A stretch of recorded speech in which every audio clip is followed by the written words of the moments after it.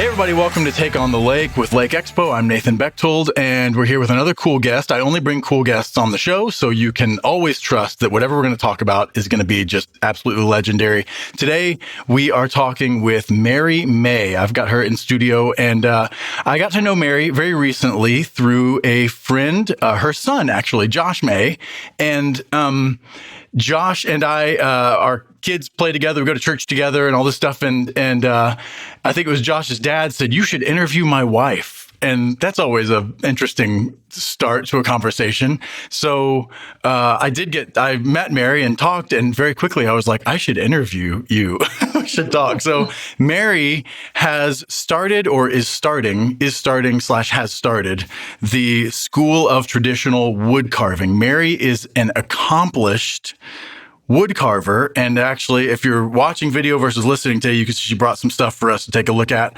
But I love what Mary does because I love things that are beautiful and excellent. And I think that I'm not alone in this. And so, in fact, today I wore my advanced timber framing workshop shirt from circa 2016 because I love really beautiful woodworking. Once upon a time, I dreamed of timber framing my own house.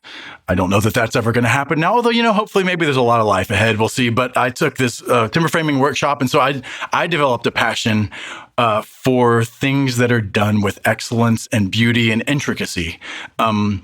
So that was...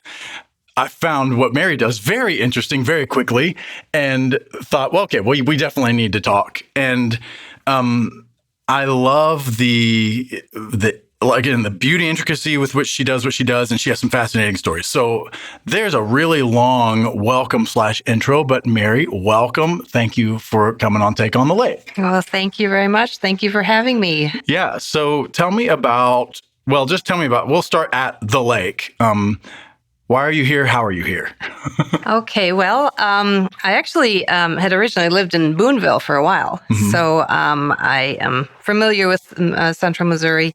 And yeah, my sister actually owns Maggie's on the Lake restaurant on the Grabois Arm. And so she sort of slowly brought us here. And the more we visited her, we actually fell in love with the lake. And so my husband and I purchased lakefront properties. And we're slowly, over the last probably 3 years, are moving here permanently.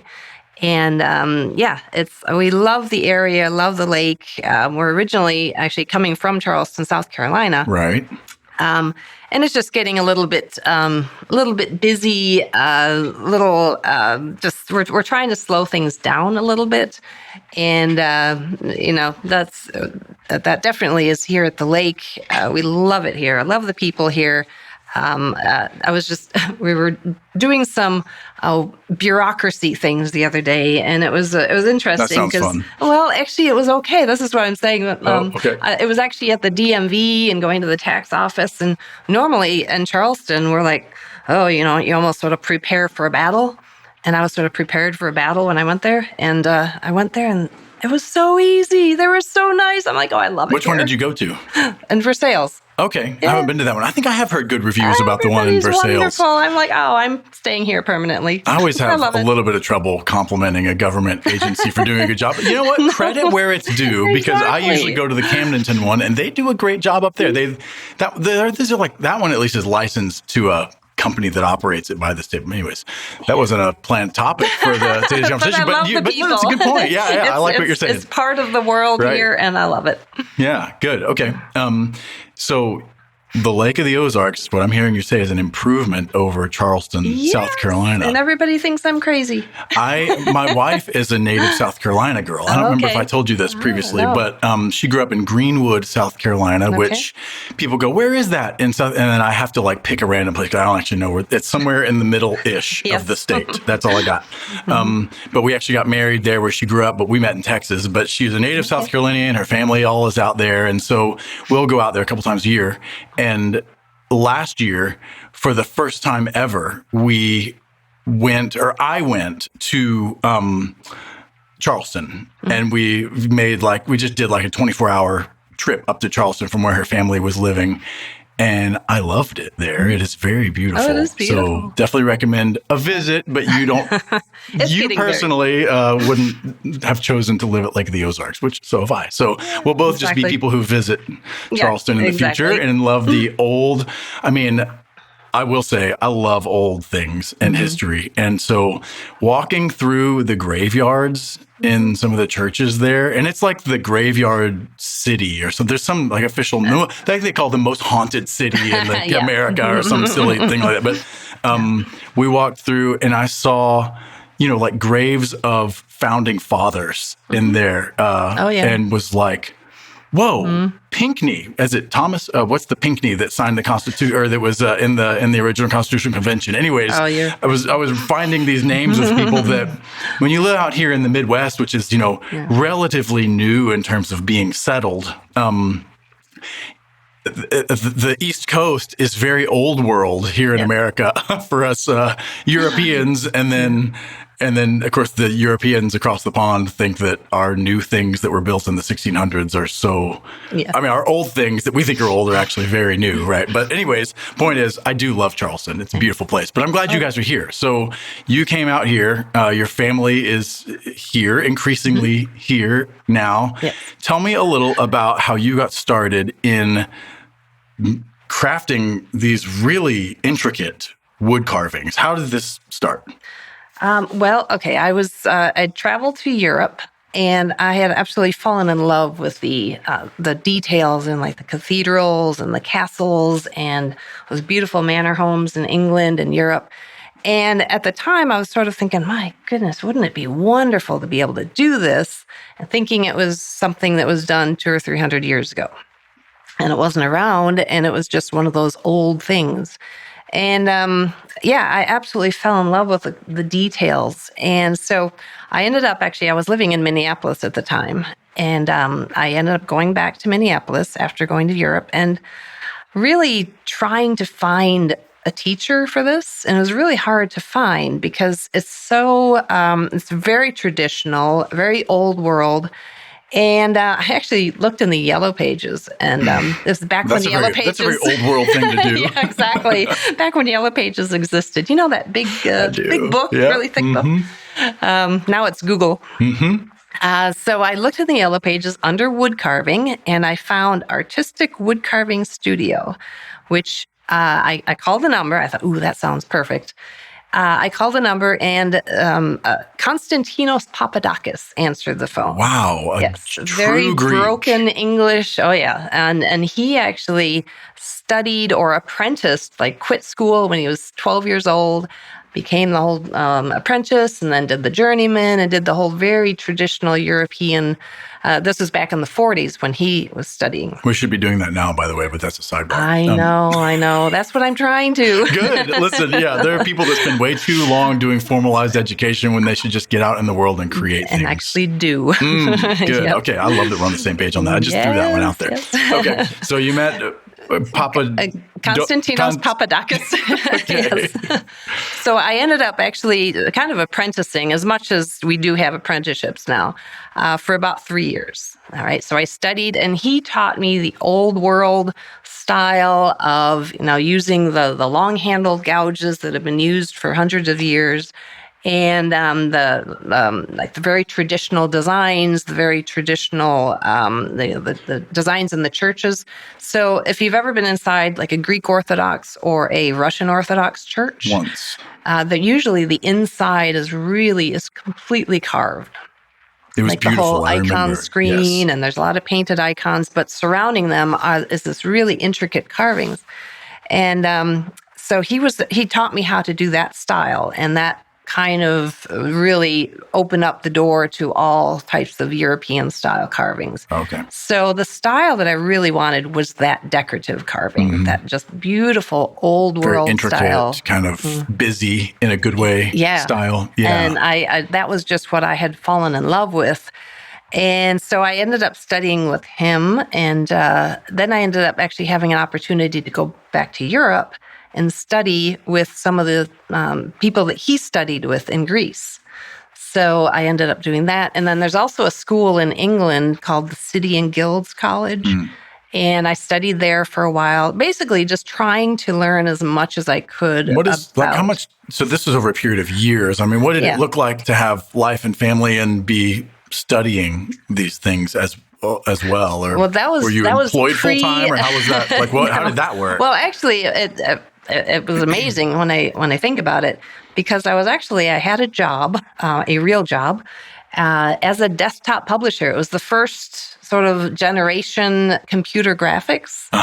Okay, so it was called desktop publishing back then. I don't even know what it's called now. So what era are we in at this? Are we in the 90s? Is this late 80s. Okay. All right, early 90s. Okay, got it. Okay. So yes, I actually had a job, a real job, and doing desktop publishing, and I ended up getting laid off from that job, fortunately, because that gave me severance pay. And that severance pay got me over to Europe. And I was single at the time, and I just dove in head first as really just trying to glean as much of that traditional design from as many master carvers as I could, master European carvers. Because there's very few and far between now of the real sort of master carvers that are still available for teaching. That's one of those things that obviously somebody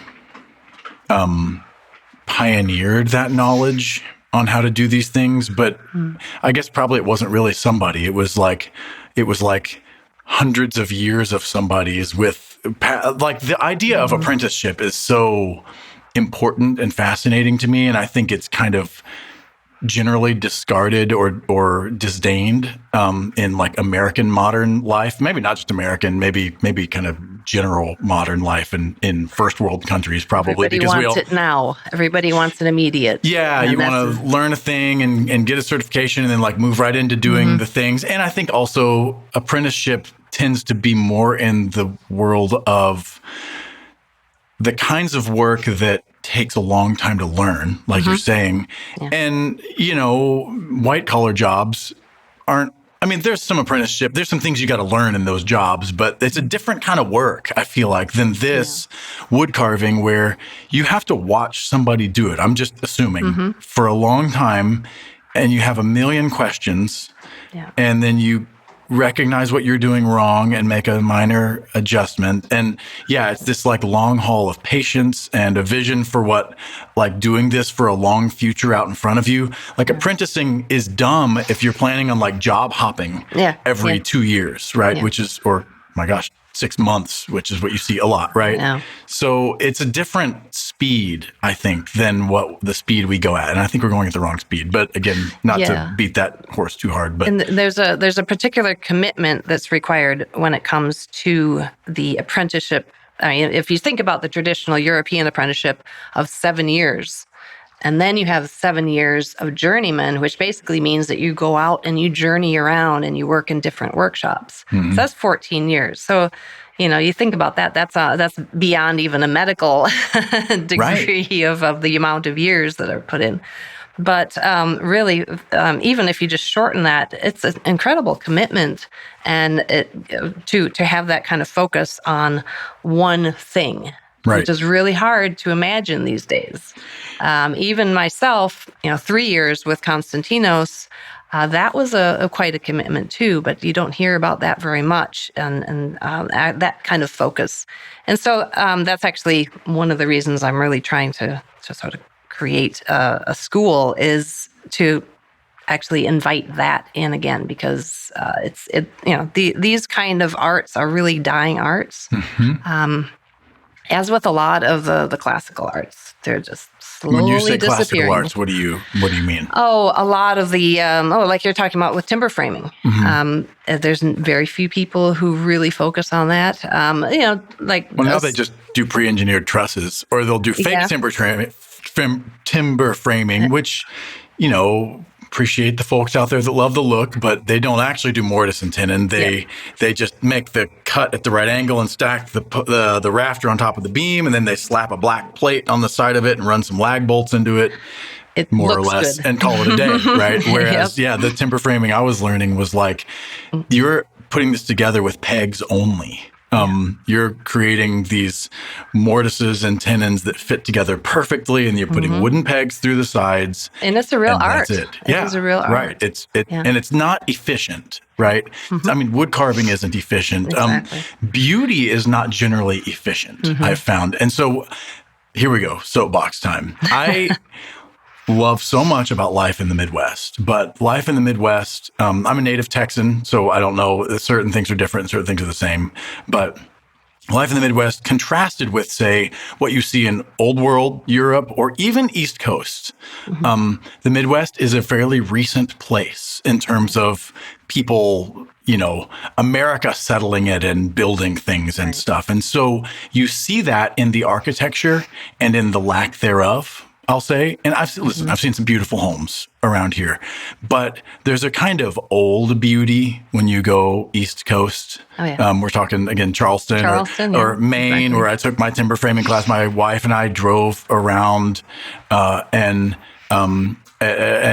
we're just, when we would be on the East Coast, we're just stunned by, we spent some time in Annapolis, Maryland, and some things, and the things that are there that are old and done with excellence and beauty, that it's just not generally, customers don't even want that anymore. Like, I don't even think that there's probably lots of people out there that would love to be that kind of craftsman, but how could you make a living doing it? Because people want you to like churn and burn. And so they want it to look good, but not to actually have the kind of engineered goodness in it, like the deep good that's there. So it drives me crazy. And I think that the epitome of this is metal buildings. I understand metal buildings. I'll probably build one. Put one up at some point. I get the reason for them. Strength. I love that houses are like a thing that allow people to get into a home. Love all that. But people were not particularly wealthy throughout, American history, and they were building beautiful places. And I think that increasingly we just, like you're saying, we want things fast. Always we want them cheap, but it's the old adage of like cheap, fast, and good. You get to pick two, right? Yeah. And so anyways, this is why I think we're like kindred spirits on this. And it's not just you and me. I think a lot of people actually feel this, but life in our current world and moment, it kind of precludes a kind of long haul, intricate, intentional work and beauty. Yeah. So, well, for this, I mean, what I fell in love with the carving was just, at the end of the day, you can look at something that your hands have created. There's so much now that's all computerized. You're sitting in front of a computer. Yeah, you can create some things on the computer and you can print it out, but this is something where you can look at it and you can say, these hands actually created this. And it's something I think that we're really missing. How is that different? How is that different from 3D printing, for example? One of these fruit carvings that you've done. I could buy a CAD thing online and I could 3D print. It wouldn't be of wood at this point, although there's the etching machines. Whatever you call them now, and CNC. Thank you. Yeah, CNC machines and things that would do all that for you. How is it different? It's hard to explain, really, because it's certainly much more intimate. All right, because you are fully involved. You're developing skills, eye-hand coordination, which you meet. I've had some students who are 17, 18 years old who have never actually done anything with their hands, and they discover like, wow, this is how to hold a chisel. This is how to do this. And all of a sudden you see in their eyes this discovery of, oh my goodness, I can actually do this. I can make this with my hands. I don't have to be on a computer. And it's really exciting when there's this sort of eye opener of, wow, look what I did. Look what this creation is from my hands. And I really feel it's something that we're missing. And whatever it is, whether it's wood carving, whether it's sewing, whether it's cooking, whatever it is that you're physically getting involved in, I really feel like we're missing out on a lot of that. I think that it's built into us to want to do that because watch children. I have quite a few. And when they're little especially, all they love to do is make stuff. Yeah. And it's terrible. It's cute, but it's terrible. It's terrible quality. While I have a love-hate relationship with Play-Doh, you can at least appreciate that what it's doing and things like that are allowing them to start with a kind of lump of nothing. And my gosh, it's just a snake, really. It's all they're rolling. Yeah. Whatever, but it's a beautiful snake. It's the best snake I've ever seen. Yeah. They want to make a thing, and then they get a little older and they're outside getting sticks in the yard and putting things together. It's and wonderful. Yeah, I think it is innate for us to want to make things that are good and beautiful, which good and beautiful are similar overlapping terms, by the way. Same Greek word. And so speaking of your Greek friend, you learned this art over a period of X number of years, a decade almost? I'd say probably the actual education part of it was probably about 5 years. Okay. Did you have an art background before that? Were you skilled in any of this kind of world? Well, it's interesting, actually. I did a lot of drawing, and I did some sort of sculpture. I actually was into ceramics for a while. But it's curious, actually, to think about, when you're younger and you see how certain things connect. I used to do things like in our garden, when zucchini gets overgrown, just like gets huge and inedible at some point. Oh, and would you carve it? I would. Okay. I would take this massive zucchini out of the garden, and I would carve faces into it, and carve the neck down, and so it would be kind of like this bobblehead, where the head would flop back and forth. That's until a great it use fell for off zucchini. Eventually. Actually, I appreciate it. For people who don't like to eat it, you can just And I loved, making the carving the pumpkins for Halloween and that type of thing. But it was always sort of there, wanting to sort of work and visualize in 3 dimensions. So somewhere along the way, that was just something that has developed in my mind of being able to kind of already have that innate skill of seeing in 3 dimension. And of course drawing visually in sort of 3-dimensional illusions. And so it was always sort of there. Okay. And then it just sort of came out when I discovered the wood carving. It was just, it really came very, very naturally. And, I do feel like the Lord has really blessed me with the gift of this. And Clearly. it's Clearly. and so I just hope that I can bless others with it. That's what you ought to do. That's great. You're blessing us right now as we talk and look at them. They're super, super intricate. And I don't know. So I'll caveat what I said earlier about everyone having this innate. I don't know that I think everyone is innately an excellent wood carver. I just think everyone wants to create good and beautiful things. But they can be. There's they probably potential. could be. There's potential, right? You clearly have a gift in this. And I always, when I think about carving and sculpting, I think about the thing that I heard about. Was it Michelangelo or Leonardo? I can't remember, but that said it's that you start with the lump of marble, and he's like, I see the thing that's in it. I just got to remove the stuff that doesn't belong. Remove what isn't the David or whatever. Yeah, remove everything that isn't David. Yeah. So I always think of that when I see things that are really beautifully carved, because I don't know that I have that skill exactly, but maybe that's something that you develop. So you developed this skill that maybe you had kind of baked in already in who you are, but then you had some really cool experiences getting to do this around the world. So talk about that. Where are some cool places where you've gotten the chance to do some wood carving? Yeah, so when I was actually studying over in England at the City and Guilds, I had an opportunity to work on the Shakespeare Globe Theatre. So the Shakespeare Globe Theatre, they were rebuilding it exactly as it was in Shakespeare's time. They were rebuilding it, and they were going to put it into next to on the Thames in London. Okay, and so I had an opportunity to actually help carve the stage capitals. So there are 2 huge columns in the theater, and these massive Corinthian capitals that were on top of these columns. And I had an opportunity to carve those. And that's sort of my claim to fame, really, And that's a good claim to fame. Had an opportunity a couple of years back to actually go back and look at it and just to watch a play there, and then I got to see the capitals that I. What did you watch more, the play, or just admiring your own work? Yeah. How do you? Did they? What kind of specs do they give you when they go? Okay, carve this capital. Did they say, here's a picture, it should look like this? Did they say, use your imagination, make it cool? Precise. Okay. No, it was all pretty precise. In fact, it's kind of an interesting story. The queen allowed them to go into the queen's forest and cut down 2 oak trees from the queen's forest. And they ended up actually having the whole column and the capital on top, the Corinthian capital on top, cut out from one log.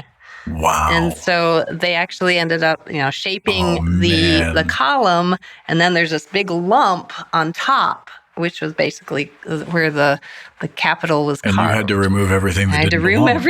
remove everything that wasn't the capital. Yep.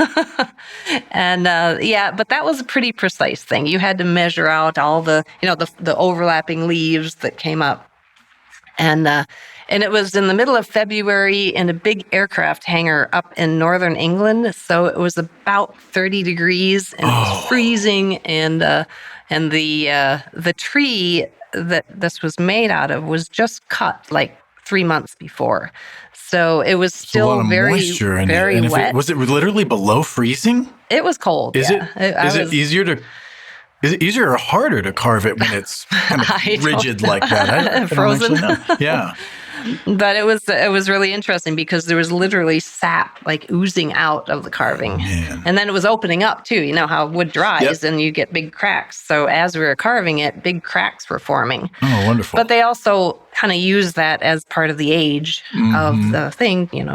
I don't know what ages. I'm terrible with the dates. When is Shakespeare's 1600s? Something? No, I should know the answer to that, but anyway, a long time ago. Yeah. Centuries ago, many centuries ago. To make it look like it was 400 years ago. Right. Wow. So how long did it take you to carve that cap? What were more or less the dimensions of it? Like how wide? Oh, about as big as a table. Okay, so what, it was 4 feet or so? And, although they wouldn't measure it in feet. Yeah. Although they should. So we were there, me and another carver were there for about 2 weeks carving these 2 capitals. Okay. Yeah. Okay. And so, you're up there with like a tape measure, like, all right, this leaf has to be this distance from the middle and this a lot of tall measuring equipment, a lot of calipers and just mallet, chisel, pounding away at it. And, Do you sharpen your own chisels? I do, yes. They're my babies.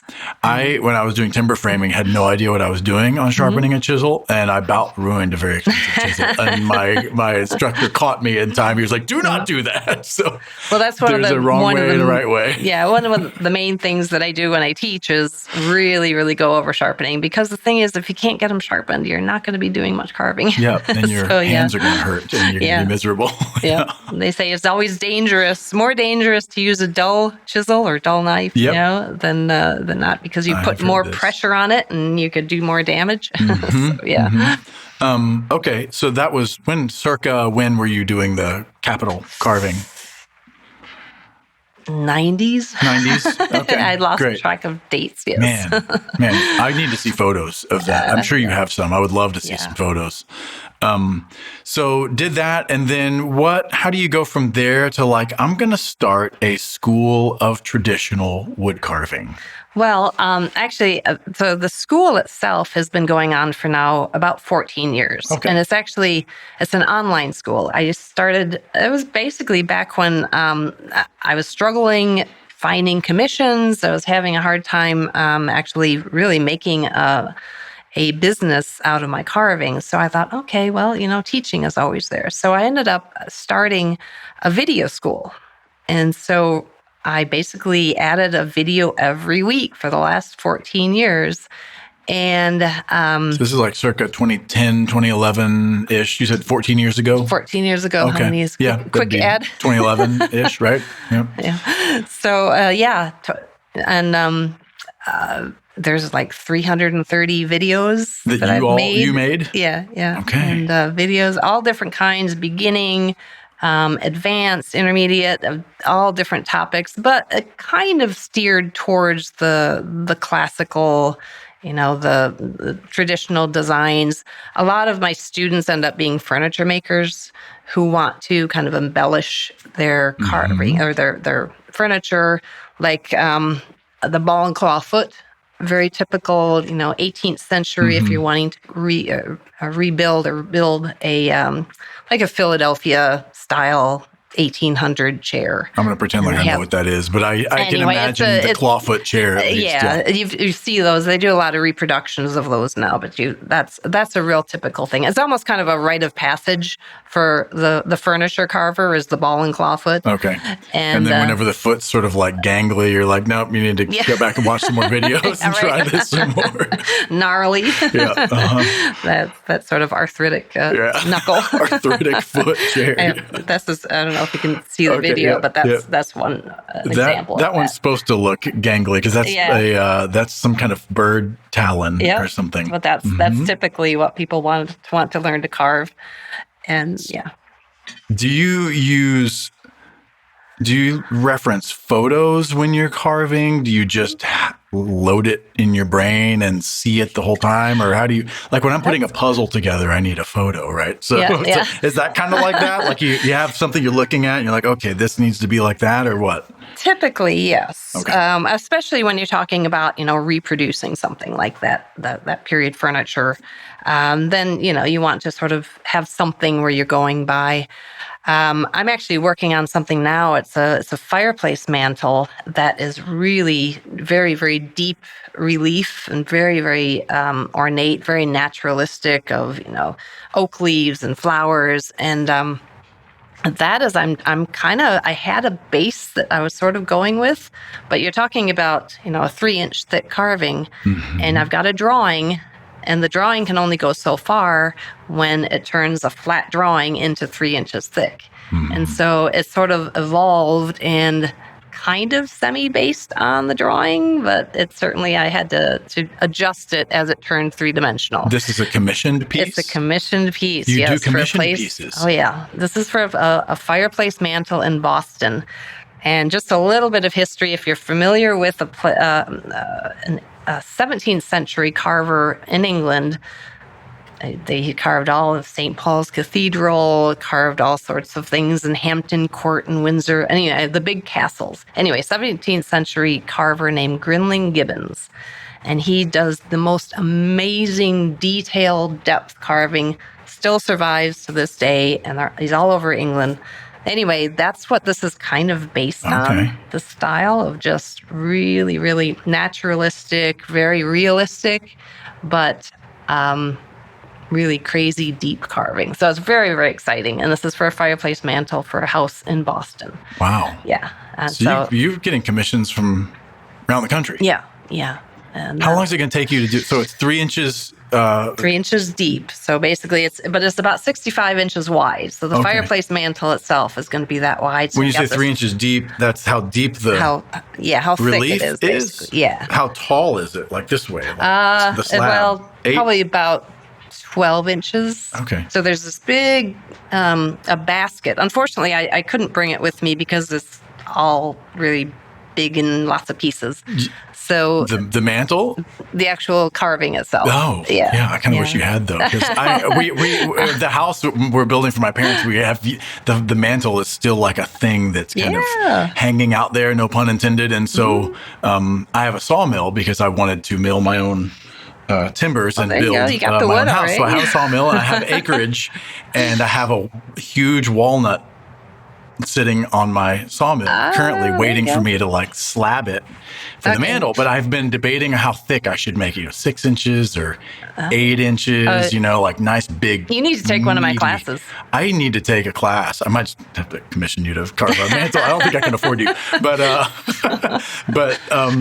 yes, this is interesting to me very specifically. I want to see this mantle that you're working on. How long does it take you for that one? How many hours will you log on that one, you think? You know what? From start to finish, and not logging hours because I'm doing a lot of other things, teaching, traveling, it's going to probably be at least a year and a half. Oh man. Oh yeah, this is big. This is the biggest, probably one of the biggest commissions that I've done. And it's probably the most challenging because it's sort of pushing my skill level past a comfort zone. Okay. Which is kind of exciting. It's kind of like, here, let me show you this one. It's kind of like this, only like fruit. 3 times as deep. Yeah. I mean, that has a ton of relief depth to it. Like there's almost an entire apple. But it's exactly, and that's what it is all about, is these fully realistic leaves and overlapping and twisting and dusting. That will be a nightmare. Get a little blower, one of those little air blower or something. Yeah.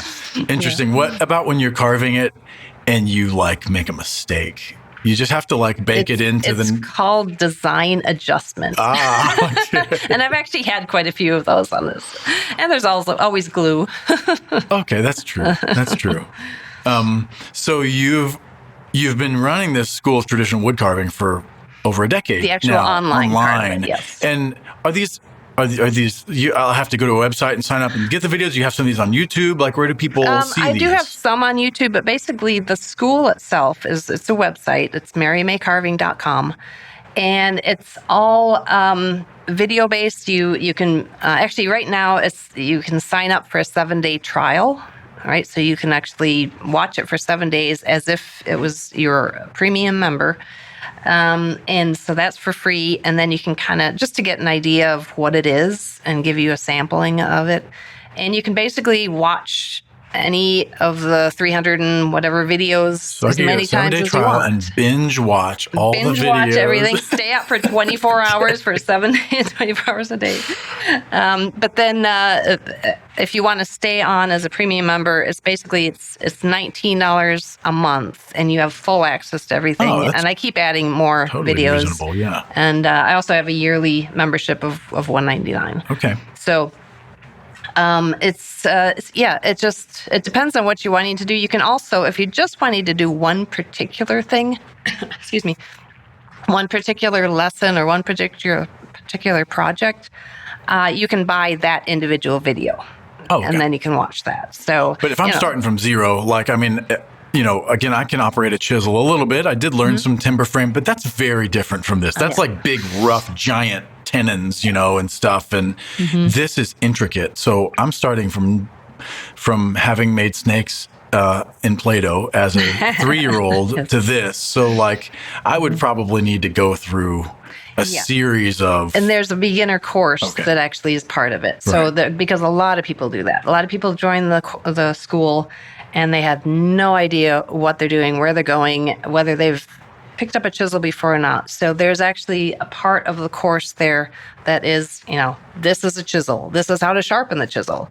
This is how to make really basic cuts. And so it walks you through. Do you give recommendations on like chisels to buy and stuff? Yeah. Okay. Yeah. Because seriously, if I'm or somebody starting from zero, but it's like, I would love to learn how to do this. I don't even know what chisels. I think I have some like little tiny chisels that are like cobalt, from Lowe's or something that they'll cut something, but which I don't basically make a really good screwdriver. Right. Yeah. Basically. So that's what I mean. I think that's good that you kind of get them set up from zero to start. Yeah. And then we'll wrap up. But whenever somebody starts and they don't know anything about wood carving and they're starting with this kind of, how do you get them to take their first lump of wood or what are they making? Like, what kind of thing are they doing first? Or how do you, because I don't even know how I would ever get to this, like, very intricate face here or something. So how do you start, or what are some beginner level Well, here's some more doing? Beginner level ones. So, so basically a flower. Nice flower on the board. So, there, but it talks about, I teach about how to do like the lowering of the background and then do the overlapping of the details. And so like a shell, this is another kind of basic project. And this is... That one looks a little more advanced, but the acorns are very realistic. But you do a lot of overlapping and, just talk about, how to hold the tools, how to think through a project from start to finish. Like on that one with the acorns are the same level as the Exactly. and the original material. Exactly. And that's I am kind of so bad at tricking the thinking eye. all the way through that. I'm the guy who I want to just dive into a thing and just figure it out all the way through. I recently caught some criticism from this from a friend who I work with, who's like, you drive me crazy with this because I need everything to be structured from beginning to end and have a complete plan. Right. And you just run in and sort of change things on the fly all the way through it. I don't know that that's really a strength, but I don't know if that makes me well suited for this or not. It kind of depends. I mean, you can dive in and you can have some real adventure and figure out, and you might end up with a leaf when you're finished with it, or you might end up with a duck. Who knows? But a new species of duck that looks like a leaf, kind of. Yeah. But as long as you're having fun, right? That's all. Yeah. Okay. Yeah. Okay. Very good. Well, this has been inspirational. I don't know that I'm going to start the class this week, but I think I do kind of want to learn how to do this. You were going to add something. Yeah, I was going to mention, actually, the whole thing about being at the lake here is I've opened up an in-person school. Yes, right. I wanted to get to that. Yeah. Okay. So in-person school located where? It's actually right next to my sister's restaurant, Maggie's on the Lake. Which is up on the Gravois Arm. Gravois Arm. And it's the building next to Maggie's on the Lake. And so I just started. By road, is it O Road? Is that, or where is it? No, that's bad. I don't know. Okay, it's up in Gravois Mills area-ish. Yeah, Lori. Actually, it's right all right. off 5. Yeah, so you basically we'll send people there. What's the website or Facebook page, or what should they do to? Well, Maggie's on the Lake actually is easier to find on Google Maps. Mine isn't really established quite yet. Yeah, but and it's right next to Search for Maggie's on the Lake. Maggie's on the Lake, and then you can have some pizza and burgers there while you're there. But so I just started this year. It's a beautiful location, and it's overlooking the lake. It's actually a lake house that I turned into a school, and it's got a lovely front room that overlooks the lake. And I was kind of diving in. Now I do teach other places, but I thought, you know what? Why not? Why travel all the time to go to places? You're living in a beautiful place now. Yeah. Bring them to you. That's right. Okay. So I've dove in about a year ago. I was at the Grizzly Tools sale event, big tent sale, and I happened by that back and it was in Springfield, and I bought 5 workbenches with the anticipation of opening up a school. And so I was just waiting for the location to come to me, and the location appeared, and it's really is a perfect spot. And so I've got several classes set up for the rest of the year. There's one class that's actually specifically for people at the lake. It's a 1-day class, and it's basically carving your own sign, whether it's a dock sign, whether it's a house sign, cottage sign. So that I've kind of set that up really specifically for local people. It's just a 1-day class. What level of skill should you have to? Absolutely none. Oh, really? So you could just go in, you want to carve your own, like the Wilsons or whatever, or something to put on your dock or your lake house somewhere. Yeah, I had one of these classes already, and it was a lot of fun. And basically, wood's provided, I provide the tools, and I just say, here you go. Go for it. Cool. And you can come up with your own designs. And are you kind of coaching? How are you? You're like walking among and coaching, going, nope, don't, that you're holding the chisel upside down. Exactly. That would actually hurt a lot. Okay. Yeah, very good. It was fun because several of the students had never carved before, ever, and picked up a chisel, and and they ended up going home with a painted dock sign that they could put on their house. Cool. Okay. Well, people should definitely do this. This is a great. Wait, what day of the week are you doing? I was saying weekend at the lake. That's actually on a Friday. Friday. I'm trying to do it more weekday. Weekend can get a little busy with being right next to the restaurant also. Right. So, but it's a fun activity for if you come to the lake, down to the lake house, and you're like, you know what, we're going to do something different. And actually, my sister at Maggie's is offering free pizza for that class too. So there you go, more bonus. Boom. Okay, so where do people sign up for that? Facebook website, where should somebody go, or what? If you go to my website, it's actually my regular school website. It's marymaycarving.com. marymaycarving.com. Yes. Okay. And you can go there for in-person classes. And that particular class for the sign carving is July 25th. Okay. Okay. So yeah, sign up there, and there's a couple other classes that are more longer, more intense. Yeah, they're a little bit more deeper. If you really want to do a deep dive into carving, 5-day classes, and yeah, perfect. Well, we will send people there, and thank you for this wonderful conversation and bringing in these really cool, amazing wood carvings. I don't know that I'll ever level up to this level, but I think I do. I kind of am feeling some like an inspiration here to eventually jump on the wood carving train. You got a mantle to carve. I got a mantle to carve. I got a whole forest of stuff to carve. So thanks, Mary, for joining us. And I hope that tons of people sign up for this, either the 1-day class or the school, because I think that this kind of skill and knowledge needs to like keep going, right? To more people. You have to keep it on.